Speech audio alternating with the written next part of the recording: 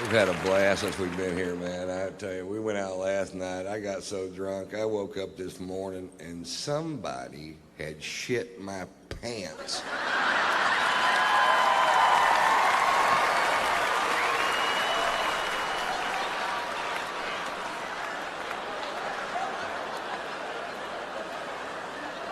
I don't know who it was, but I know he eats corn.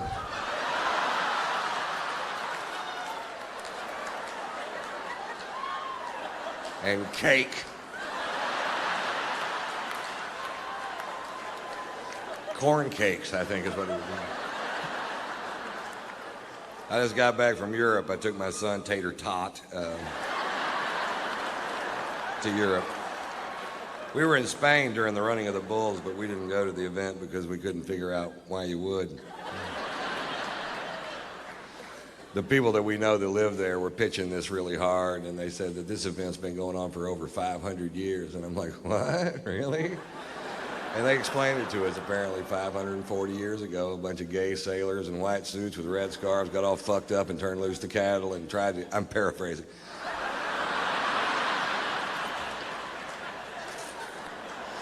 They got all fucked up, tried to get out of the way and couldn't, and it ended up, the town was such a borehole that compared to everything else that was going on there, this seemed like fun, and they kept doing it for 540 years. And like, I still don't want to go.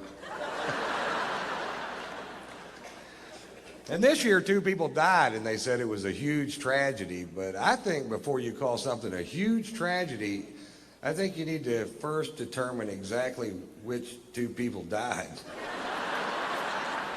Maybe it was 2 people we didn't need.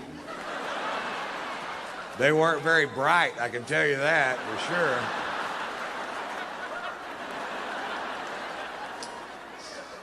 This year, a bunch of Spaniards stood up and said the event should be canceled forever because it's so dangerous. I'm like, it took you 540 fucking years. Hey, fuck that, man. Have 2 a week. We changed the name from the running of the bulls to the thinning of the herd.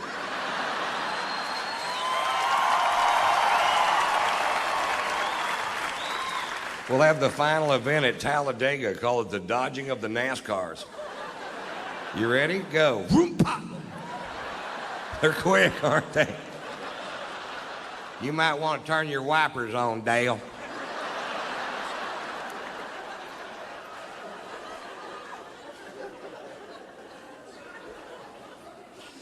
We were in London for 2 days, and I was afraid I hadn't allotted enough time to see London because it's one of my favorite cities with so much tradition and history.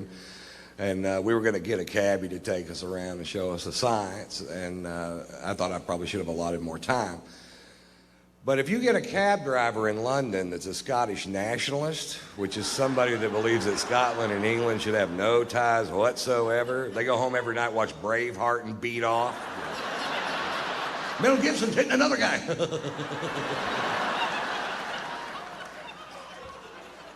If you get a Scottish nationalist for a cab driver in London, you can see that city in about 10 minutes. I wouldn't go to Buckingham Palace if they paid me. I changed out my guards just for pussies and what it is.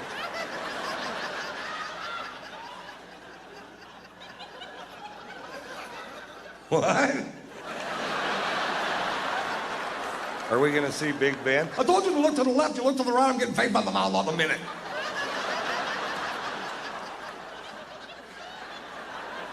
What?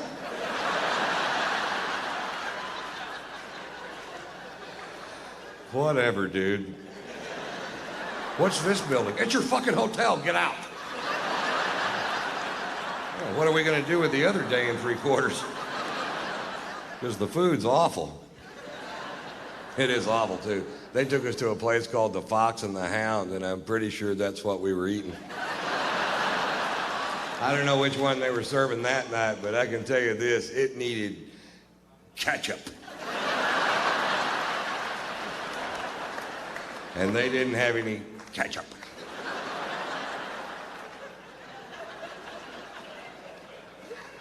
I wanted to take my son to see St. Paul's Cathedral, the 2nd largest cathedral in the world, and it was closed because the next day was the Queen's birthday.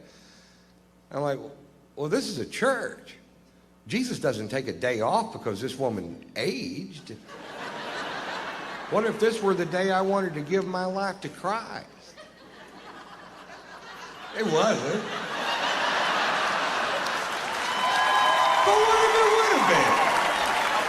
I'd have been screwed, that's what. I have no idea what you'd ever get the Queen of England for her birthday. That's got to be a tough old broad to shop for, doesn't it? I bought my wife a breast implant for her birthday, and I've never been a big fan of plastic surgery, but I got to admit, I've had a lot of fun playing with these things. I haven't given them to her yet.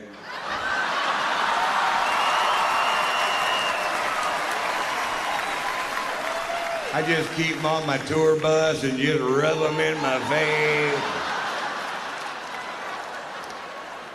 I'm glad they clean up easy.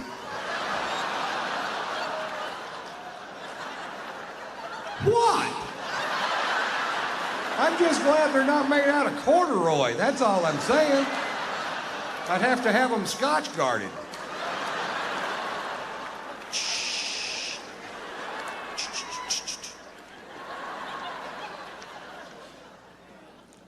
I find it a little ironic that the product that I use to keep from ruining my sofa should I spill my drink on it is actually called Scotch Guard.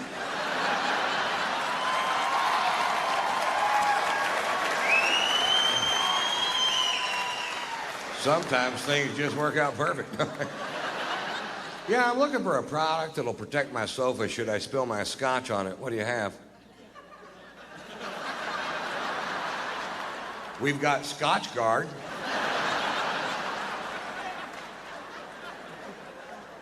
Yeah, let's go with that.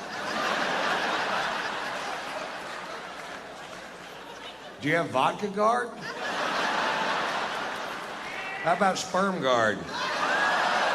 It's a busy couch.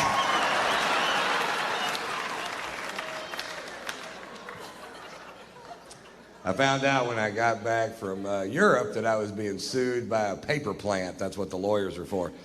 I don't know if you've ever driven by a paper plant, but the byproduct of the manufacture of paper in this country is a stench so foul it will knock you to your ever-loving knees. Crown Paper in Houston, Texas is suing me because I said on stage in Houston, Texas that Crown Paper was making the town stink. Like I let some big cat out of the bag. Oh, we didn't know it stunk till you brought it up, Ron. Come to think of it, it smells like a hard-boiled egg fart in this town. Is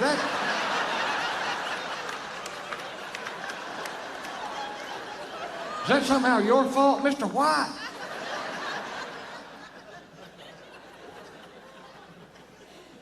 The reason I brought it up, I'm from Houston, and as a child, I lived literally in the shadow of this paper plant.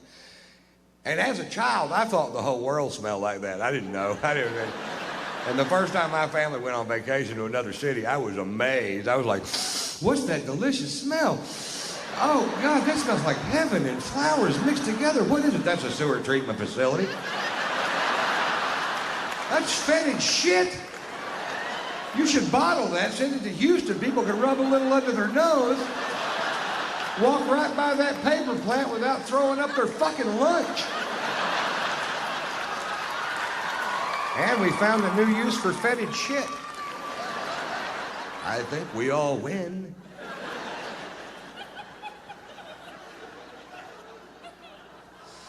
Actually, the reason I brought it up, I'm from Houston. I don't live there anymore, and I was just back in town doing some shows. And one morning I was reading the Houston Chronicle, and there was an article in the paper about that particular paper plant. And it said in the article that depending on which way the wind was blowing, that 2 million people could smell the stench produced by this one paper plant at a time. That is a big odor. If it was music and 2 million people could hear it, they'd make them turn it the fuck off.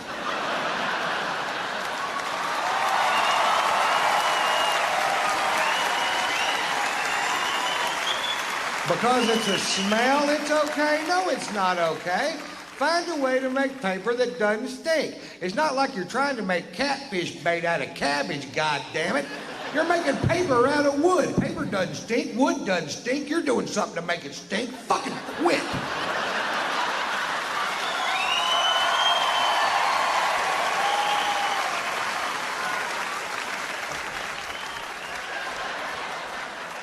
That's me dancing on my soapbox.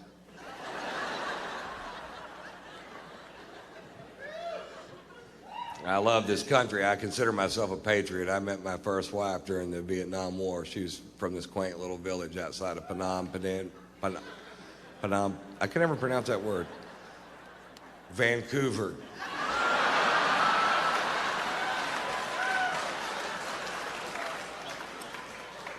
It's not true.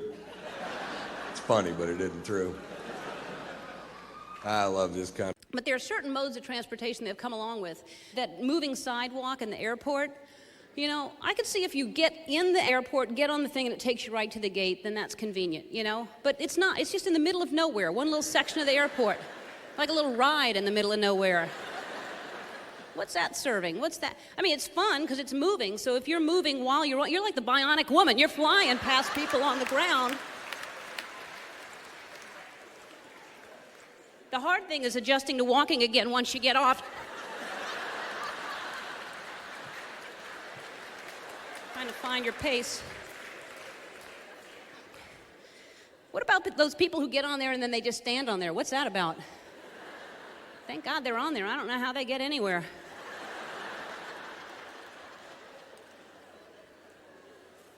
You'd think with all these things that are speeding things up for us and moving us along that we'd get places early or at least on time.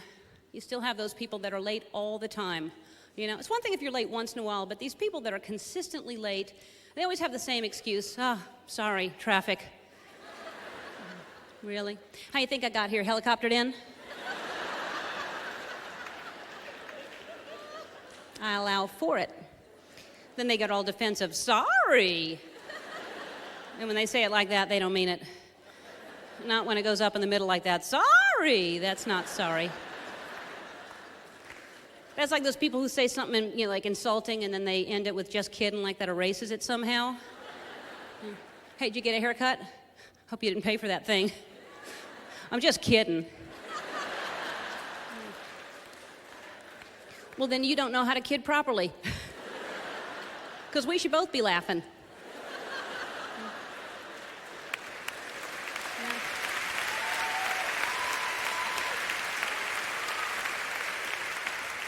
I find a lot of people don't know how to kid properly. People don't understand the definition of kidding, you know? Like you tell somebody something sad, that my dog of 17 years just died. You're kidding. No. As funny as that is, I'm not.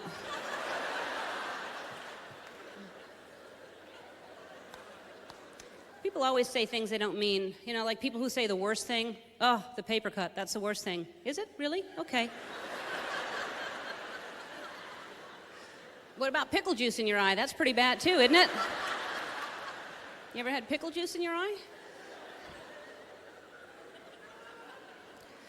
Boy, those pickle jars. Have you tried to open them lately? They're vacuum sealed. You can't open those jars. They're so tight. You know, there was a big old barrel in a general store. You'd roll up your sleeve and dip in there for a big old dill, and those days are gone. Now they're all in the jars and they're vacuum sealed. You're trying to open them and you cannot get them. Squatting helps sometimes. That's actually... And you always have that one person in the kitchen. Give it. I got it. I got it. Give it. I got it. I got it. Give it. Give it. I got it. Give it. Give it. I got it. I got it. Give it. I got it. I got it. Give it. Determined to get it. And then you finally hand it over and they just pop it right off. Well, I loosened it. And then once you get the lid off, that's where the danger of the pickle juice in the eye comes along, because the juice is to the top. They're not kidding around with that juice, are they? Man, that juice is up there. And the pickles are packed in there like, I wish they packed potato chips the way they pack pickles. Right? It's all air. There's just 6 potato chips once you get the thing opened. Pickles are packed in there like sardines. which, by the way, if you've opened up, are not packed as tightly as pickles. That expression should change. So now,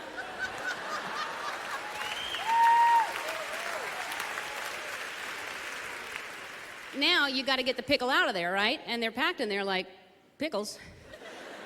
It'll catch on. And so then you need help, and you're looking for that little stem that's still attached, the dried little dill handle, if you will. Ever so gently, you try to lift, and it comes off, and you knew it would, but you try. So then you have to go into the pickle claw. And the pickle claw, you know it well. It's the same claw, it's upside down as the claw to get the spare toilet paper roll that hasn't dropped yet. That's the same claw. Notice next time. Toilet paper claw, pickle claw.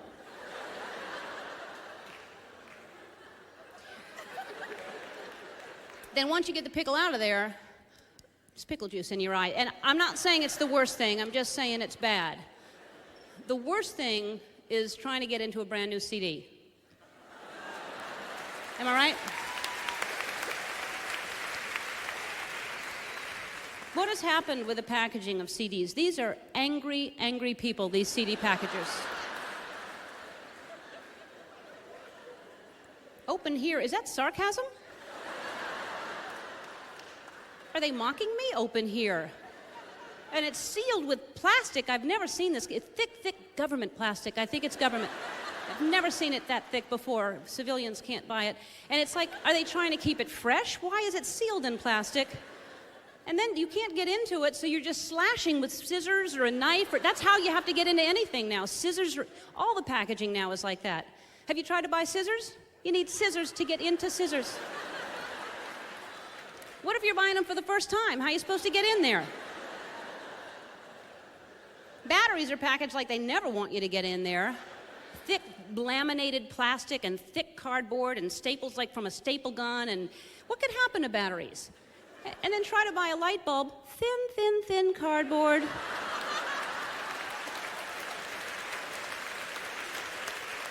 Open on both ends. What do they think? Oh, they'll be fine.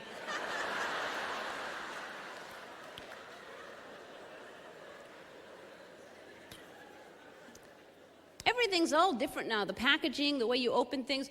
Toilet paper. Have you tried to, if you get into a public restroom and the toilet paper hasn't gotten started yet, you're the first one there and you've got to find the start of it. You start out slow at first.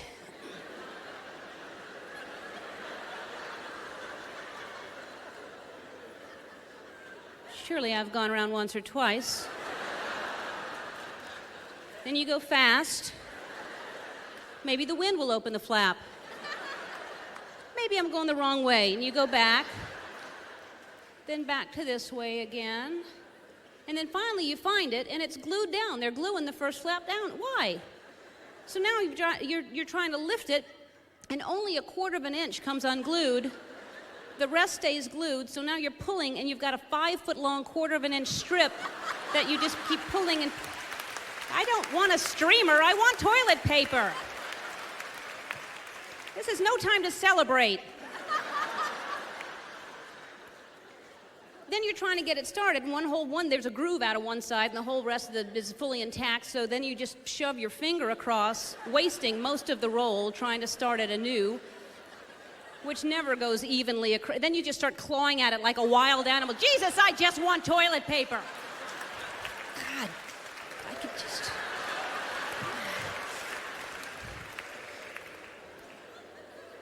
What's happened to the toilet paper, by the way, in public bathrooms? It's not even 1-ply anymore, is it? It's a sheer suggestion of what toilet paper used to be. It's an innuendo, a ghost. It's like prosciutto. It's so thin.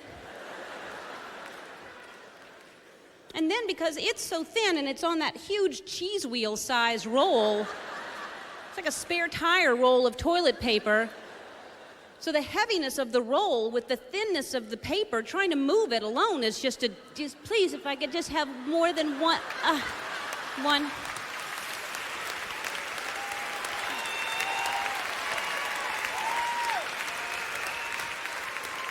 just want, please just give me two, no, one.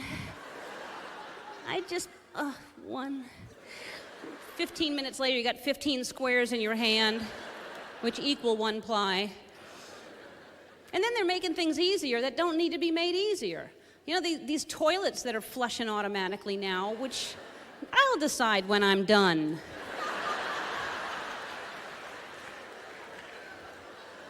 Because sometimes they just go off randomly. You're still sitting there. How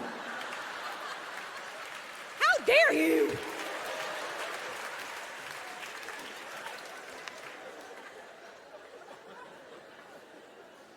Because then they don't go off when you want them to. You're standing up, you're just staring at the toilet. You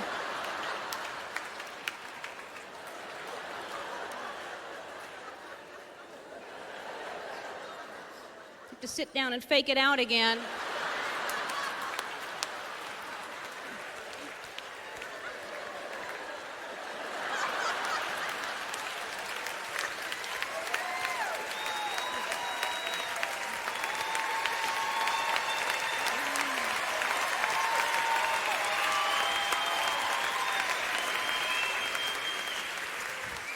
Then you got to wash your hands. You have no control over that either. You go to the sink. It has to see your hands first underneath.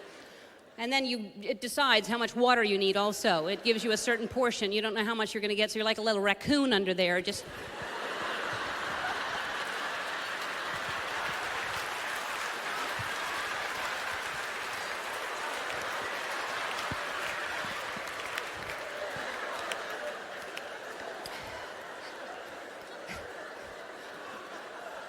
And then it decides that's enough water, and it's not, so you have to pull out and go pretend like your new hand's going back in again. And the dryer, you put your hands under there quickly like that. And all this is to avoid germs. Then you walk over to that disease-ridden door handle and open it up.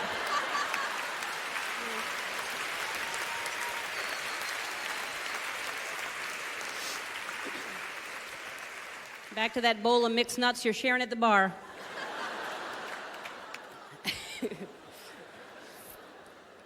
And then you're all paranoid because your friends are waiting at the bar. You've been in the bathroom for a half an hour and you feel weird. You know, it's amazing how much time that we put thought into thinking about what other people are thinking about us, you know, when everybody else is just thinking about what we're thinking about them, you know? We are so comfortable with that uncomfortable feeling that we just get so used to it. Anything, you know, if somebody's... Getting old is the goal. Know that. Getting old is the goal.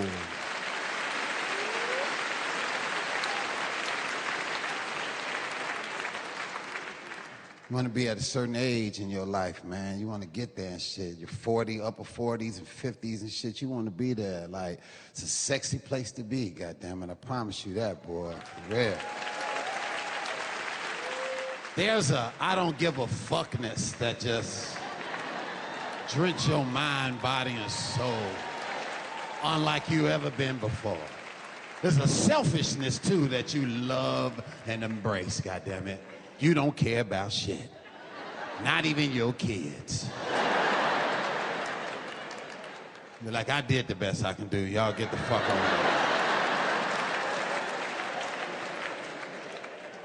You know, if you got a kid over the age of 19, you got the right to say you don't have kids.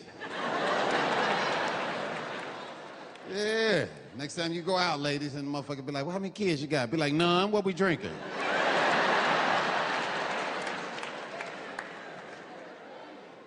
I be asking women. I be like, you got any grown-ups? You know, I'm old and I embrace that shit, goddammit. This is my shit, goddammit. I'm at that age now where as soon as I get somewhere, I'm ready to go. I don't give a fuck how long it took me to get ready. I don't care how long it took me to get there. I go in that bitch and spin around.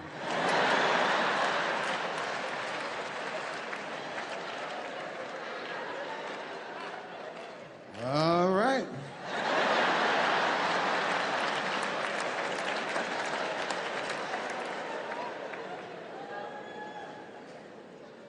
I used to think old people were rude. They always cut you off when you're talking. But that ain't the case. They just gotta say what they gotta say before they forget it. I do that same shit now. You could be telling me a cure for AIDS. I'd be like this, what? All you gotta do is, wait. They got greens on sale down the street. All right, back to AIDS. Go ahead. I'm old, nigga. I be working out the slow music. It's 7 o'clock on the dot. I'm in my drop top, cruising the streets.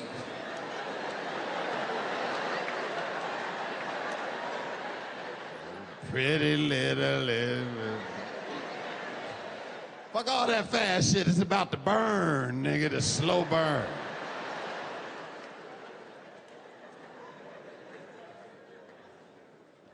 You know you're old when your favorite DJs start wearing glasses.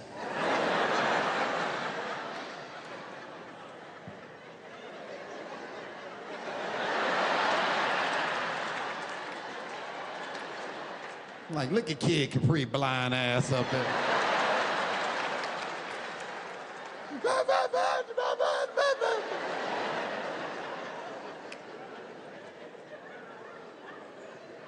I can't chew and hear at the same time. I cannot eat cornflakes and watch CNN. I will miss valuable information. I gotta stop chewing in order to hear.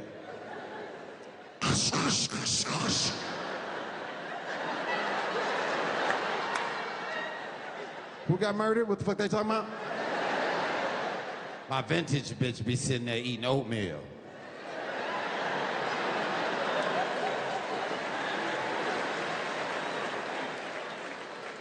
If you ate oatmeal, you'll know who got murdered, nigga. This motherfucker always got one up on me and shit.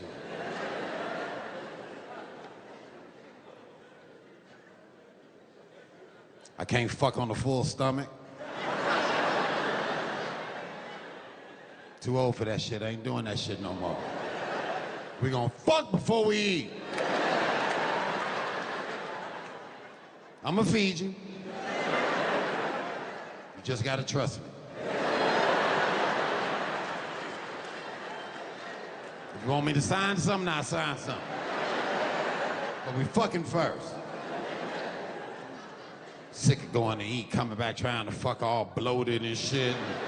Here come your big ass crawling on top of me, and now I gotta breathe like this so I don't throw up on your ass. You ever catch the itis and try to fuck, nigga? You be like...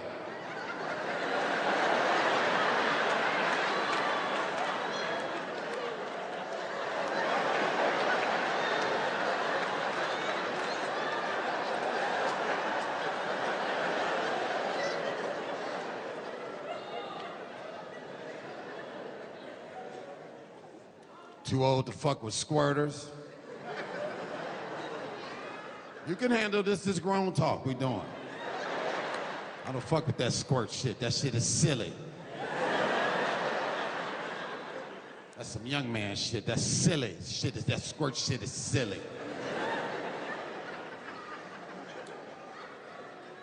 You don't even know what that shit is, do you? Well, don't come on my house shooting that shit all over the goddamn place. You calm that pussy down.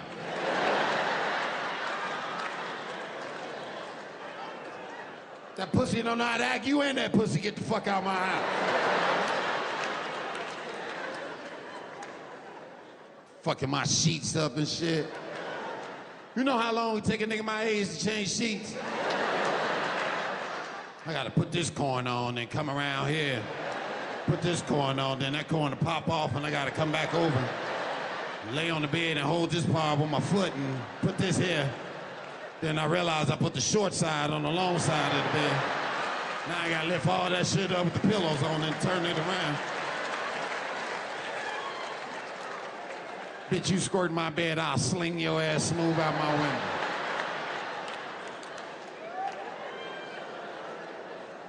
Can't come on my back like I used to.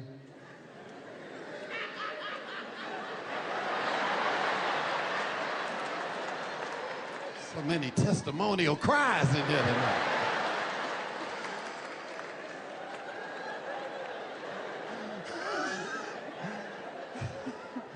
Can't come on my back like I used to. When I was young, I lay on my back. That shit come out like an oil rig. Yeah. Ceiling fan go around. I hit every blade on that motherfucker.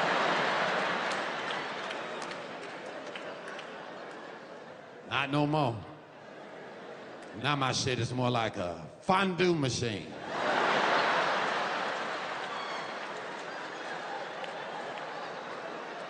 It just come up and over the sides.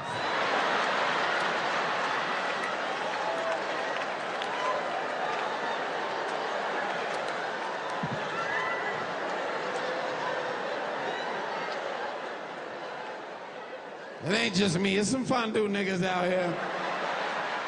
Any nigga hairline back here, fondued out. Any bald head nigga, fondue-licious nigga.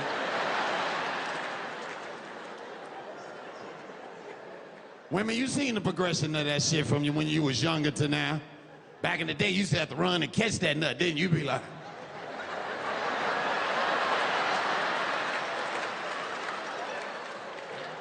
Now you just sit there and be patient.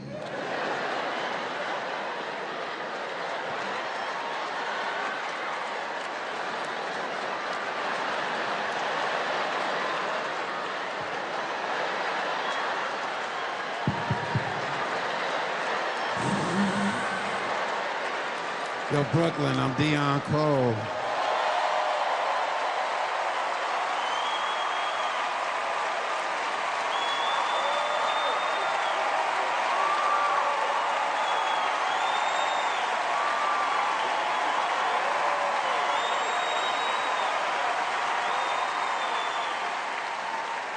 I want to tell y'all something real quick.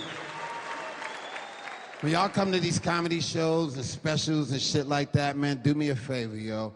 Get it, and what I'm about to say ain't saying this for claps. I want you to hear me. Get a comedian's love, y'all.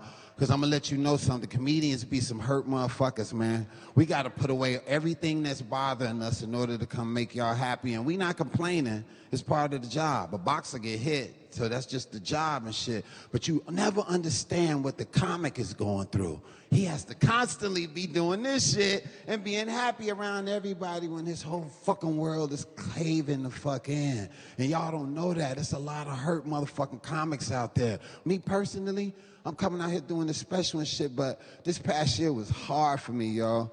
I lost my auntie, 2 of my uncles, my mother's best friend, and I lost my mom. So my mom is the only thing I have because, like, I'm the only child, and it's just her. I ain't have no father and no brothers and sisters and shit. It's just her, and I lost her. And I lost her a year to this day. She died last year this day. And I said to myself, I want her name to ring, and I want her to be out here and live through me. But hold on. That shit devastated me, and I've been fucked up ever since. But when I come out here and I get love from y'all, it'd be good. But I know it's other people out there going through the same thing, man. They told me it's a club called the 50 Club. And motherfuckers close to 50 or at 50, we lose our parents because our